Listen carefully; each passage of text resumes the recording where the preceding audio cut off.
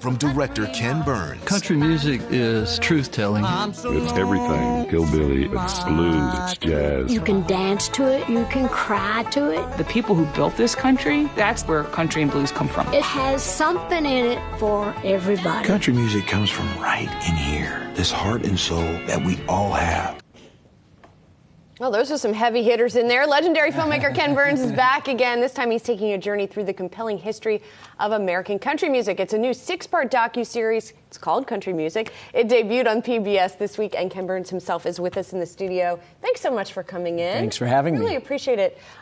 You have explored many, many different topics. Why country music? It's the stories. I mean, you can hear it in the songs, you can hear it in the music, but you hear it in the biographies of the extraordinary people who made this music.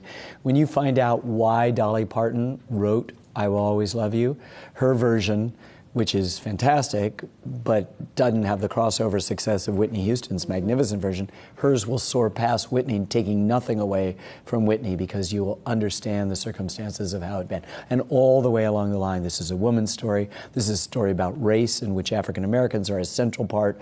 The mentors of many of the early founders of country music, including Bill Monroe, who started bluegrass music, Johnny Cash, A.P. Carter, Hank Williams, all the big names on the Mount Rushmore of the early years.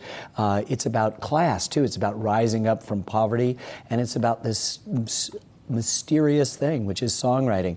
Music is the art of the invisible, Wynton Marsalis says. He's in the film Jazz Great, but he's in this film too.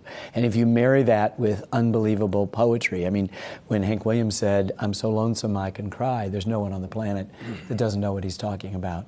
And that's the power of country music, and it's one of the dominant music forms. Well, each of us has a song, whether we love country or not, that I think a country song that we can relate to. Years ago, you said, you kind of told on yourself about the film that you make. You said, "I admit freely, I've made the same film over and over again. Each film asks one deceptively simple question. Who are we? Who are those strange and complicated people who like to call themselves Americans?" How do you advance that? So I've had the privilege of making films. All of them are about the U.S., capital U, capital S. But they're also about the lowercase version of that, the 2-letter plural pronoun us, and also we and our. And so all of the intimacy of us, and all of the breadth and the majesty and the complication and the contradiction and even the controversy of the U.S. And it's a wonderful space to work in. And I don't know any project that I've done, whether it's the Vietnam War, the Roosevelts, most recently, the big long projects, national parks, World War II, baseball, jazz, and the Civil War, that is firing on as many cylinders as this one. It is overwhelmingly emotional for us, and we did not expect that. I'm a child of R&B and rock and roll, and I knew the crossover folks like Emmylou Harris and Johnny Cash, but I had no idea the depth of this story. It's kind of a Russian novel of intertwined stuff about American creativity, and country's not all by itself. It's a budding blues, it's a budding jazz, it's R&B, it's rock, it's folk, it's pop, it's rap, it's classical, all of those things. But I'm delighted, Ken, of course, to see you doing country music, because 20 years ago you helped me make a film about country music as well. So it's great to see you returning to that subject. And I wanted to ask you a little bit of a different question, though, and that's about distribution, because you've been doing this for a long time. You've been working with PBS for a long time. How do you see the distribution of your films and projects going? Do you distribute to Netflix and HBO, and how's this working for a filmmaker like you? What's your take? Yeah, I'm in clover. I've hitched my wagon to PBS. It's the 5th or 6th largest network, and it's growing. It trades places with Fox News after the big 3 and the Fox network. We reach tens of millions of people with each of these projects. They're in schools because they care about, the aftermarket and the educational outreach that we try to do. And eventually they migrate to Netflix. It's available for streaming right now. It's actually 8 episodes, so the first 4 ran Sunday to Wednesday. Last night was episode 4, and Sunday it'll pick up with episode 5. We aggregate, huge numbers of people who do streaming, and then it eventually ends up on streaming service. But here's the thing. This is not, there's no real good business plan for what I do. I can go to a premium channel and I can get $30 million to do Vietnam or to a streaming service, but they're not going to let me take 10 and a half years to do Vietnam. They're not going to let me do 8.5 years on country music. There's only one place on the dial, and I guess saying dial dates me, and that's PBS. And I'm very proud to be there. We reach a huge segment of our population across all demographics. And that's an important thing. This isn't about the Upper West Side and Nob Hill. We get great ratings in Oklahoma and Arkansas and West Virginia and Alaska, and not just for country music. And Ken, you have this partnership with PBS, and they will allow you that time and give you the resources to do it. But you're probably one of, if not the most famous documentary filmmaker.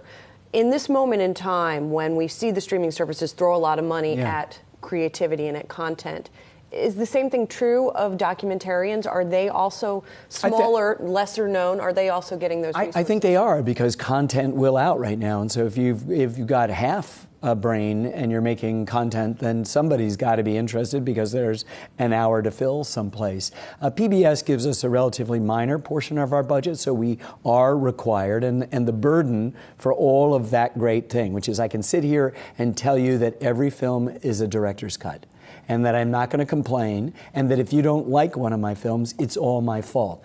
As it should be, right? So the burden is all that fundraising. We started a nonprofit that was started by some friends who called the Better Angel Society, that raises money from individuals of wealth and small private family foundations on both sides of the aisle. David Koch was a big funder. The late David Koch was a big funder of the Vietnam War, but so was a liberal bundler for Obama and Hillary Clinton. And that's what I want to do. I want to say by these underwriting criteria. Bank of America has been our sole corporate client for 13 years. They just signed up for another 10, and we have that 10 years all plotted out. I'm working on 7 films. They're underway right now. Doesn't sound like he's slowing down. Well, but you've also pointed out that history unites us, and that you said 99% of all people, regardless of their race, their religious backgrounds, their political stripes, want the same things. Exactly, they do, and that's a hugely important point. One of the things of studying us in the U.S. is that you begin to realize that we have always been a mixture of things, and nothing's more plain than country music.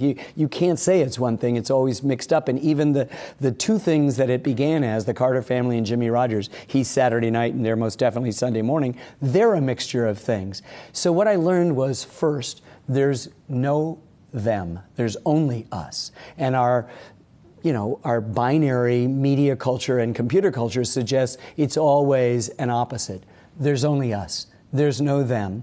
And that we are an alloy. That mixture is an alloy, stronger because of its constituent parts. And so beware of somebody who says, I know what a true American is, and I'm going to pull this thing out.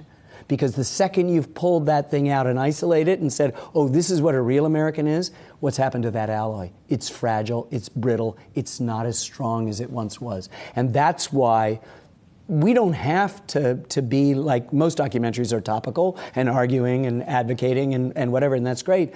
But our themes are evergreen. That's skywriting. They're wonderful and compelling, but the first breeze, the passage of time, and it dissipates. But today's a school day in America. And tomorrow's a school day in America, and yesterday was, and PBS estimates that hundreds of classrooms are showing some or all of the Civil War, which is 29 years old today, as they did yesterday, as they will tomorrow, and then back on Monday again. That's a terrific thing. So we are aggregating eyeballs in every possible place. Thank you for coming in. My pleasure. Really great stuff. Appreciate it. Country music available on PBS and some of those other streaming services. Well, right now, just pbs.org for streaming, and then later on it'll show up. And thank you, Ken, 30 years later. That's really great. High lonesome. Right, that's right. Thank you.